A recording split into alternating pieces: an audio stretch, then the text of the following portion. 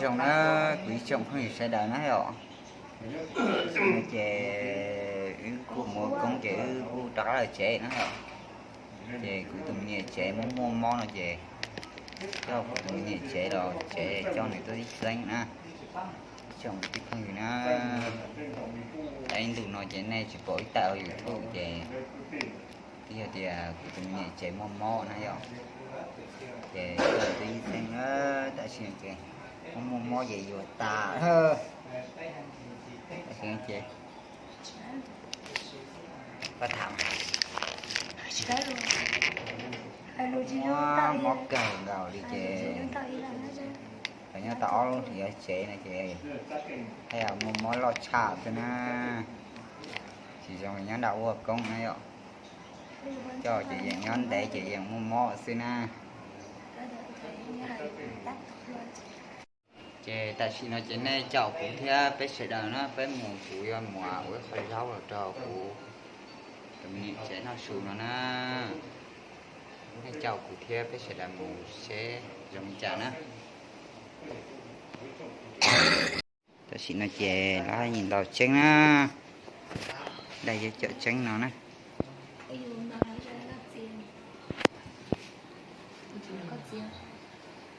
mỗi giờ tà nó nè chuyện chơi luôn nhẹ nó thiệt theo ta bên nó chào cụ thiết bây giờ một cái na lại nó chạy ở dưới sáng nay ạ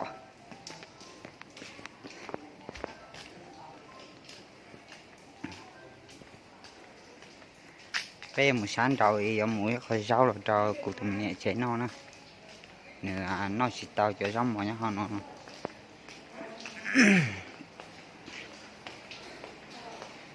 nó chè rồi cái đi xanh nhớ trò bên đại nó này ạ lò cần gầu như thế này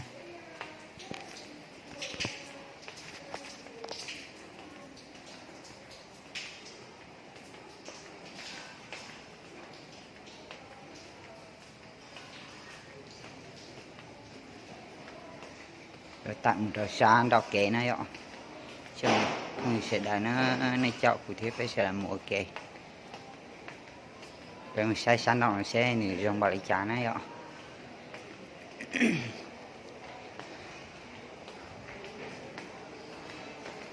tên là chế vai chân giờ chế có mó tả của xí na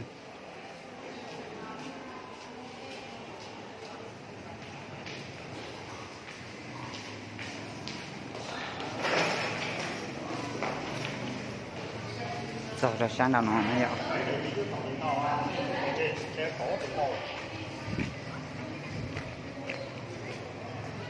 đậu nó chỉ một tròn đậu kệ nó đấy ạ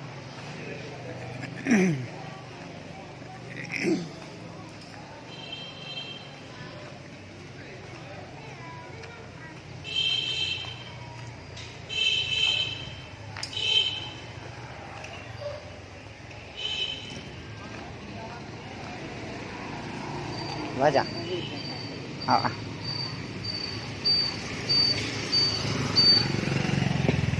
rồi trong đó cái lọ nó xin chỉ là rau mua sát tên nó này rồi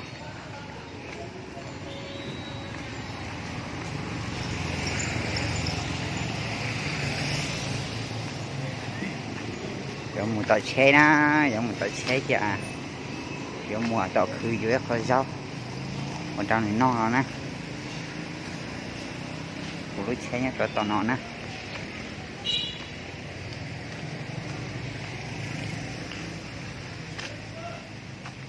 rồi nó rồi của xe nhá trọc nó nè chị ta chỉ nói chị chạy xe một này rồi ta chỉ nói chè tôi giọt khử nó rồi giọt khử chè vào mùa dưới khỏi rau nè của con này nữa mua cần rồi như chỉ xả nó ngay thế nào này rồi chè vào mùa dưới khỏi rau nếu nó khỏi rau thì chúa xin là chè của mùa dưới khỏi rau thì chúa này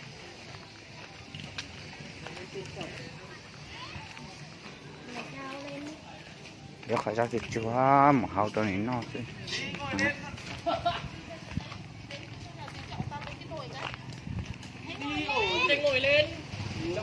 Ngồi lên. Nên ơi trời ngủ.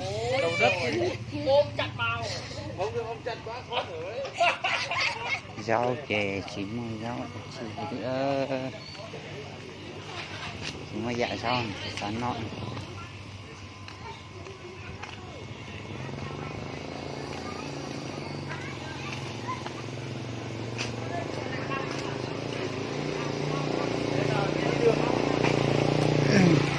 rau này bó 3 tiền này đó cho em mua một bó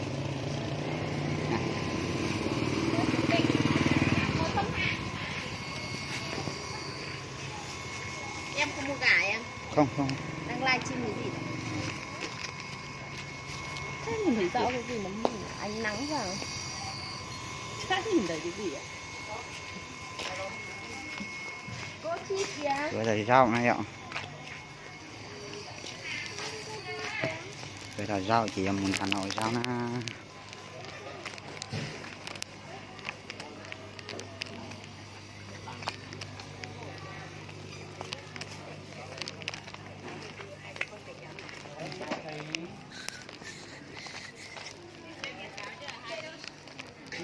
Ở đây cái môn ở đây cái môn thiếu tí cái món đỏ cờ đi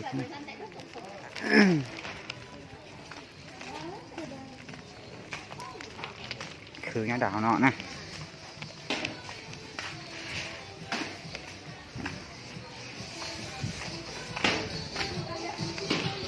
khử cái nó là gì nó khử kìa lại cô mua mình gì xem gì rau nó thế này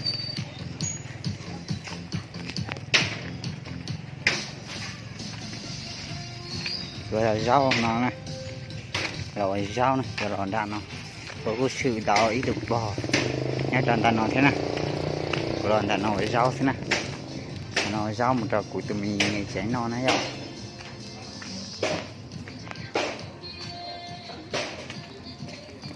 để nó phù hợp phánh thế này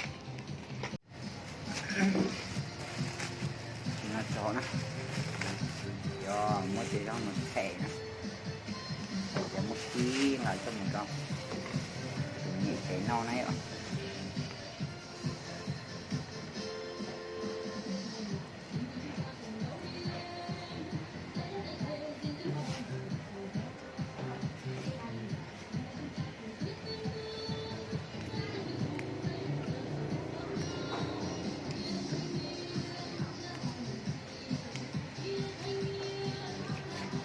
mà giờ mò thế này cái lò chín no này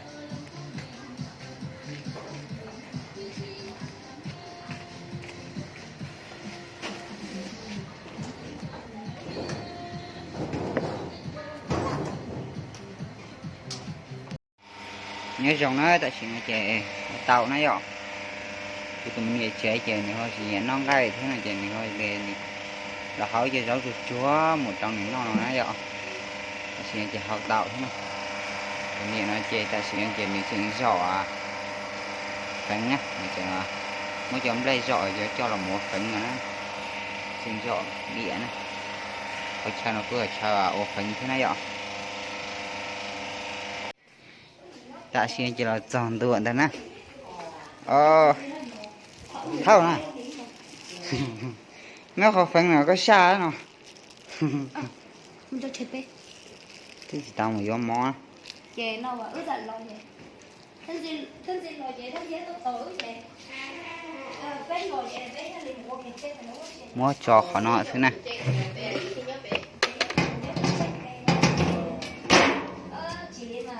để rau chè cho họ nọ khó phải chè cho nó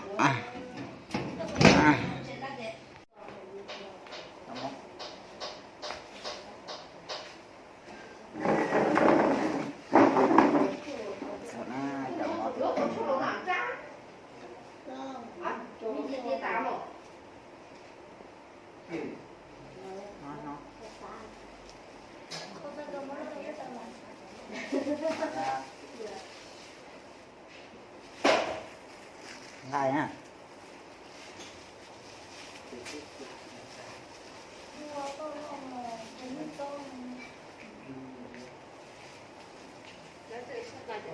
Anh đi nhìn tàu á cậu.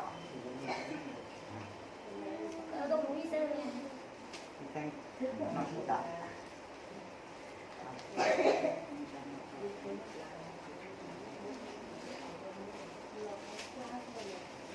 Nó sẽ tàu nha.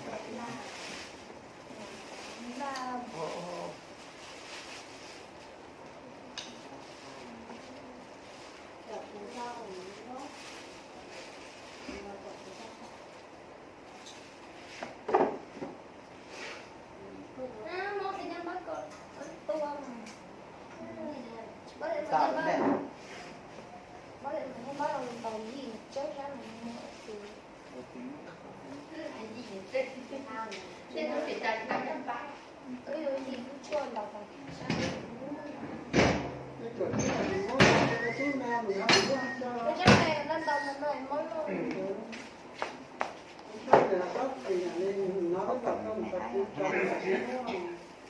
Chưa để cái chuỗi dưới nó thì là món lo.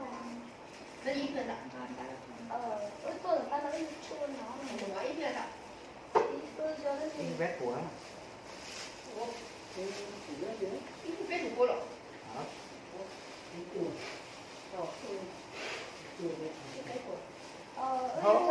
Tại sở thiếu. Cho umi cái phi xe à đa hả? Ba con nên đây có không? Yêu blog tôi sẽ thấy rồi. Lò mô từ liên phải nhắm bắt được tân cái chạy cầu.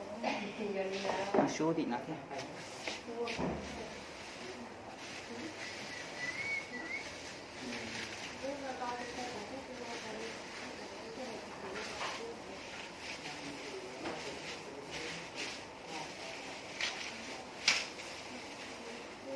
Được bố mới nó ra gì gì.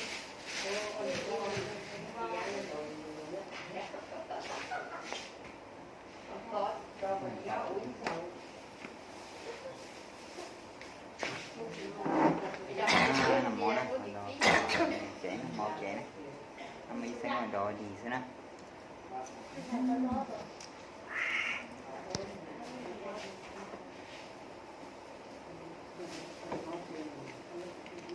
Cua, đó là hết rồi, chuyện lại đây này.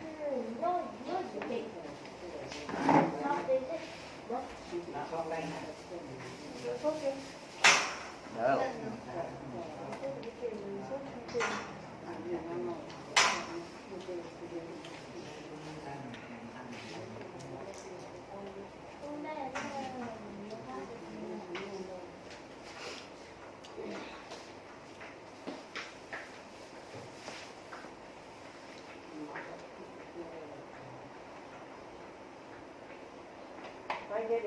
Rồi tí giờ nó cái sông nó ngủ nó mới về.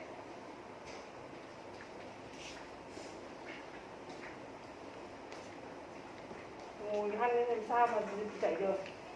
Tắt rồi.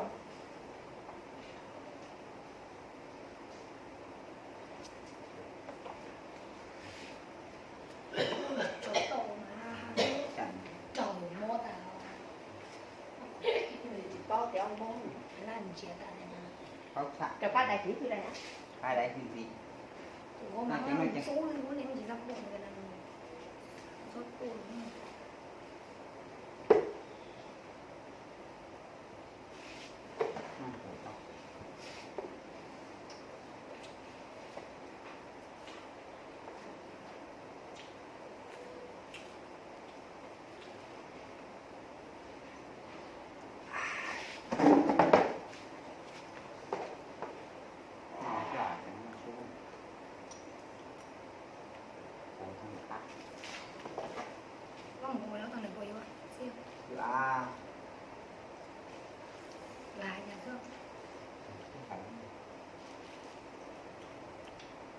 Long nó không ạ. Để cho tao máy ủa mà nhà mang môi Có cái nó lọt đi ạ. môi thì Không tí gì không lọt. Nó vừa chân thang chân cả. mà do là quý sẽ còn cho hai nữa là Ủa nhưng mà nó chơi ốt không nó chúng má nhậu cả tiền này cảm ơn còn đau ngon đau nhưng mà mình cho anh đua là mua đùa mua mong ra điện nhá rồi thì thổi mùi rồi trẻ cũng nhẹ trẻ mắm mo gì cứ nhiều rồi chị cho con người ta ăn thôi chị ơi chị muốn nghe chị cho đi xem chị tại cũng nói nhưng mà ta sẽ chơi rong món này cũng nói chị tàu nó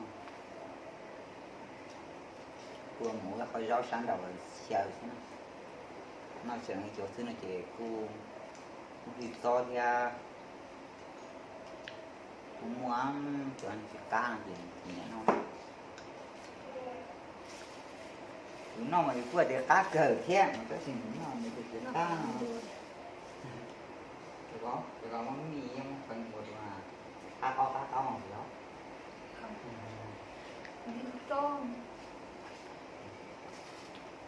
ok ngồi chầu của mình